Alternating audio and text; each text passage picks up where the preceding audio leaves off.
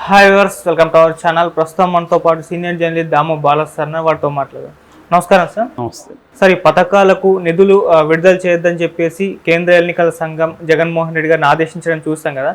దీని పట్ల హైకోర్టు మరి నిన్న తీర్పు ఇచ్చిందని చెప్తున్నారు. మరి హైకోర్టు ఏం తీర్పు ఇచ్చింది? అది జగన్మోహన్ రెడ్డి గారికి నష్టమా లేకుంటే చంద్రబాబు గారికి సార్? నిన్న మొన్న కూడా చెప్పుకున్నాం ఈ టాపిక్ మీద. ప్రధానంగా ఏంటంటే ఈ ఎప్పటి నుంచో 5 ఏళ్ళ నుంచి కంటిన్యూ అవుతున్న కొన్ని పథకాలు, విద్యా దీవెన, ఆసరా, తర్వాత రైతులకు ఇన్పుట్ సబ్సిడీ, ఈబీసీ నేస్తం, లా నేస్తం, ఇలాగ చాలా పథకాలు ఉన్నాయి. మొత్తంగా 14,165 కోట్లు దీన్ని ఇష్యూ చేయాలి. సో ఇది చేయడానికి లాంగ్ బ్యాక్కే వాళ్ళు పర్మిషన్ పెట్టుకున్నారు. బట్ దీని మీద కొన్ని సంఘాలు కొంతమంది కంప్లైంట్ ఇచ్చారని చెప్పి ఈసీ ఆపేసింది. దాంతో కొంతమంది మహిళలు, రైతులు కోర్టుకు వెళ్ళారు. నిజానికి వాళ్ళు మహిళలు, రైతులు అంటే వైసీపీనే వాళ్ళ దగ్గర వేయించింది. లబ్ధిదారులు మేము, మాకు రావాల్సింది ఈసీ ఆపడానికి కరెక్ట్ కాదు అనేది వెళ్ళారు. కోర్టు దాన్ని ఇచ్చేసి నిన్న విచారణకి ఆదేశించి నిన్న విచారణ జరిగింది కోర్టులో.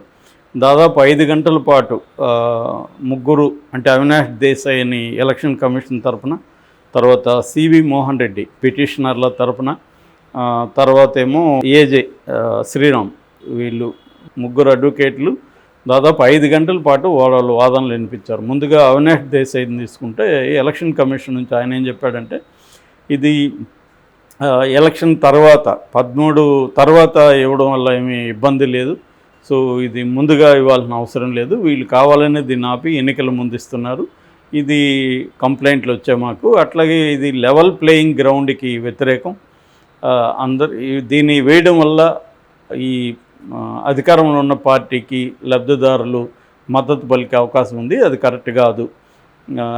రెండోది ఏంటంటే, పాత పథకాలకి ఎలక్షన్ కోడ్ వర్తించదని వీళ్ళు చెప్తున్నారు. ఎలక్షన్ కోడ్ దానికి కూడా వర్తిస్తుంది, మేము with in the election code rules ప్రకారమే దీన్ని ఆపాము అనేది ఎన్నికల కమిషన్ తరపున ఆయన మాట్లాడారు, అవినాష్ దేశాయ్. అయితే మోహన్ రెడ్డి పిటిషన్ తరపున ఏం ఆర్గ్యూ చేశారంటే, ఇవి ఇప్పుడు వరకు 4.5 ఏళ్ళుగా ఇస్తున్నప్పుడు లేని ప్రభుత్వ ప్రో గవర్నమెంట్ అభిప్రాయాలు ఇప్పుడు ఈ ఒక్కసారికి మారిపోతుందా? ఈ ఒక్కసారికి మారదు కదా, ఎప్పటి నుంచో ఇస్తున్నారు, తర్వాత సకాలంలో ఇవ్వలేదంటున్నారు, ముందు నుంచి కూడా ఫండ్స్ అవైలబుల్ని బట్టి ఇష్యూ చేస్తూ వస్తారు. సో ఫండ్స్ అవైలబుల్ లేట్ అయింది. అది కాకుండా మేము ఇప్పుడేం పెట్టుకోలే, ఎలక్షన్ కమిషన్ చాలా ముందుగానే పెట్టుకున్నాం, వాళ్ళు కావాలని ఆలస్యం చేశారు ఇవ్వకుండా. సో దీన్ని ఆపడం వల్ల ఎవరికి నష్టం అంటే, రైతులకు, ఈ లబ్ధిదారులకు, విద్యార్థులకు, వీళ్ళకి అందరికీ నష్టం అవుతుంది. సో ఇప్పటికీ లేట్ అయింది కాబట్టి ఖచ్చితంగా ఇవ్వాల్సి ఉంది. ఇవ్వడం వల్ల కొత్తగా వచ్చే లెవెల్ ప్లేయింగ్ గ్రౌండ్ అనే ఇది రాదు అని చెప్పి ఎగ్జాంపుల్స్కి లాస్ట్ ఎన్నికల్లో పసుపు కుంకుమ విషయంలో ఎలక్షన్ కమిషన్ వాళ్ళకి ఇచ్చింది. దానికి కారణం వాళ్ళు ఏం చెప్పిందంటే, ఎన్నికల కోడ్కు ముందుగానే ఇది అనౌన్స్ అయింది కాబట్టి మేము ఓకే చేసామని ఢిల్లీ హైకోర్టులో కూడా ఎలక్షన్ కమిషన్ అఫిడవిట్లో సబ్మిట్ చేసింది. మరి అదే రూల్ దీనికి ఎందుకు వర్తించదు? మేము కూడా ఇది ఎప్పటి నుంచో కొనసాగిస్తున్న పథకం, ఈ పథకం మాకు ఇప్పుడు ఎందుకు ఇవ్వరు, అప్పుడు చంద్రబాబుకి ఎందుకు ఇచ్చారు, ఇప్పుడు మాకు ఎందుకు ఇవ్వరు అనేది లబ్ధిదారుల తరపున సివి మోహన్ రెడ్డి ఆర్గ్యూ చేశాడు. అట్లాగే గవర్నమెంట్ తరపున కూడా ఏజీ శ్రీరామ్ కూడా, ఆయన కూడా సిమిలర్ వాదనని చేశాడు. సో ఇది ఎప్పటి నుంచో మేము రెడీగా డబ్బులు ఉన్నా కూడా ఎన్నికల కమిషన్ ఇవ్వలేదు, అంతకుముందు వేయడానికి గవర్నమెంట్ దగ్గర ఫండ్స్ లేవు, ఫండ్స్ ఉన్నప్పుడు వేసుకుంటూ వస్తున్నాము, అది రెగ్యులర్గా జరిగే ప్రాసెస్. ఒక్కోసారి ఫండ్స్ తీసుకురావడం లేట్ అవుతుంది. ఏదేమైనా ఇచ్చిన హామీలను ఇప్పటివరకు నెరవేర్చుకుంటూ వస్తున్నాం, ఇది కూడా అందులో భాగంగా చూడాలి తప్ప దీన్ని సపరేట్గా చూడాల్సిన అవసరం లేదు అనేది వీళ్ళు వాదించారు. సో ముగ్గురి వాదనలో దాదాపు 5 గంటల తర్వాత తీర్పుని రిజర్వ్ చేశారు జడ్జి. చేసిన తర్వాత బుప్పొడి కృష్ణమోహన్ జడ్జి పేరు. సో ఈ నైట్ 10:20కి తీర్పు ఇచ్చారు. ఆ తీర్పు ఏంటంటే, ఎలక్షన్ కమిషన్ ఇచ్చిన ఆదేశాలు ఏవైతే ఉన్నాయో ఆ ఆదేశాలని అబేయన్స్లో పెట్టారు. అబేయన్స్ అంటే తాత్కాలికంగా స్టే అన్నట్టు, నిలుపుదల. సో టెంపరీ నిలుపుదల అంటే 1 డే, ఈరోజు ఫండ్స్ వేసేయచ్చు, రేపటి నుంచి వేయొద్దని చెప్పారు. సో ఓవరాల్గా వేసేయచ్చు అనేది మనకి ఎసెన్స్ ఇక్కడ.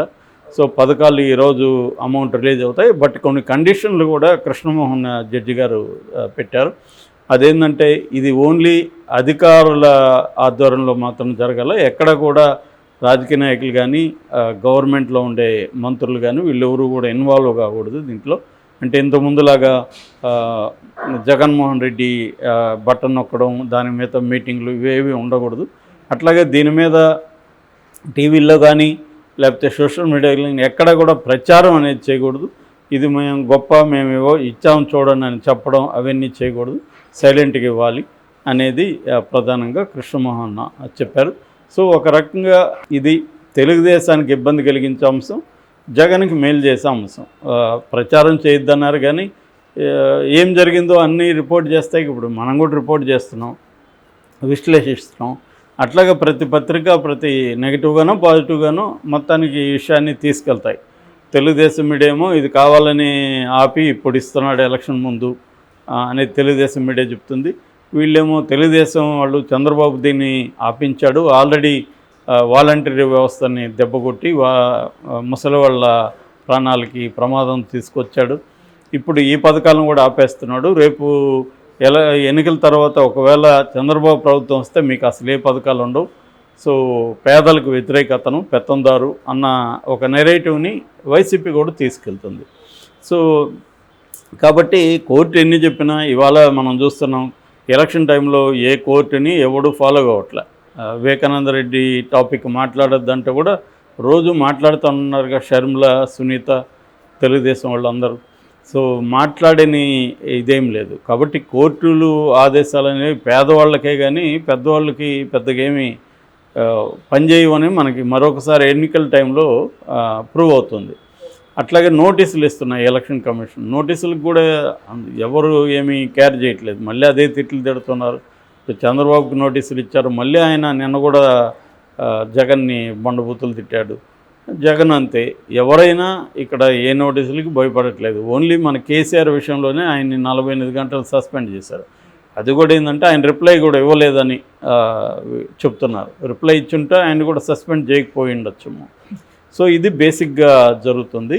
సో ఏదేమైనా పథకాలు నుంచి డబ్బులు వెళ్ళడం అనేది మంచి పని. ఒకవేళ ఎలక్షన్ల తర్వాత ఇవ్వలేదనుకోండి, గవర్నమెంట్కి ఇవ్వాల్సిన అవసరం లేదు, సో ఆగిపోయిందనుకో, ఒకవేళ ఆగిపోయే అవకాశం కూడా ఉంది ఈ డబ్బులు. మళ్ళీ next government, for example Chandrababu government వస్తే నేను ఎందుకు ఇవ్వాలి జగన్ పథకాలకి, నా పథకాలకి నేను ఇస్తానని ఆయన ఆపేయచ్చు. ఆ రకంగా ఆ ఇబ్బందులన్నీ చూసే కోర్టు ఇష్యూ చేసినట్టుగా అర్థమవుతుంది మనకి. నేను నిన్న కూడా చెప్పాను, ఎలక్షన్ కమిషన్ కూడా ఫెయిర్గా పనిచేయట్లేదు. అవసరమైనప్పుడేమో ఫెయిర్ ప్లేయింగ్ గ్రౌండ్ అనే ఒక కాన్సెప్ట్ తీసుకొస్తుంది, లేనప్పుడేమో సైలెంట్గా ఉంటుంది. ఇప్పుడు మోడీ విపరీతంగా అనేక పర్సనల్ విషయాల్ని రాహుల్ గాంధీ కావచ్చు, కాంగ్రెస్ నాయకుల మీద చేస్తున్నాడు. వాళ్ళ మేనిఫెస్టోలో లేని అంశాలను కూడా వక్రీకరించి చెబుతున్నాడు. ఆయన మీద అనేక కంప్లైంట్లు ఇచ్చారు, ఇప్పటివరకు ఏ రకమైన చర్య తీసుకోలేదు. సో మోడీ అంశాల మీద చర్యలు ఉండవు, ఎందుకంటే అది ఎలక్షన్ కమిషనే మోడీ కింద పనిచేయాలి. సో దానికేమి అటానమస్ ఇది లేదు, కండిషన్ లేదు. సో అందుకని ఎలక్షన్ కమిషన్ అనేది ఫెయిర్గా ఏమీ ఉండదు, కానీ ఫెయిర్గా ఉన్నట్టుగా కనబడడానికి ట్రై చేస్తుంది, కానీ నిజానికి ఫెయిర్గా ఏమీ ఎక్కడ కనిపించదు.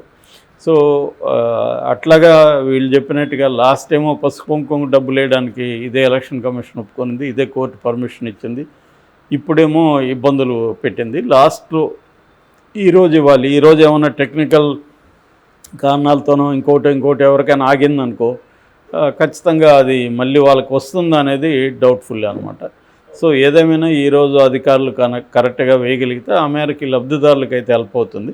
రాజకీయాలు దీనివల్ల ఎవరికి లాభం ఎవరికి నష్టం అనేది పక్కన పెడితే ఖచ్చితంగా లబ్ధిదారులకి ఇది మంచి హెల్ప్ అయితే అవుతుంది. ఎందుకంటే తర్వాత వాళ్ళకి డబ్బులు వెళ్తాయో లేదో ఎవరికి తెలియదు.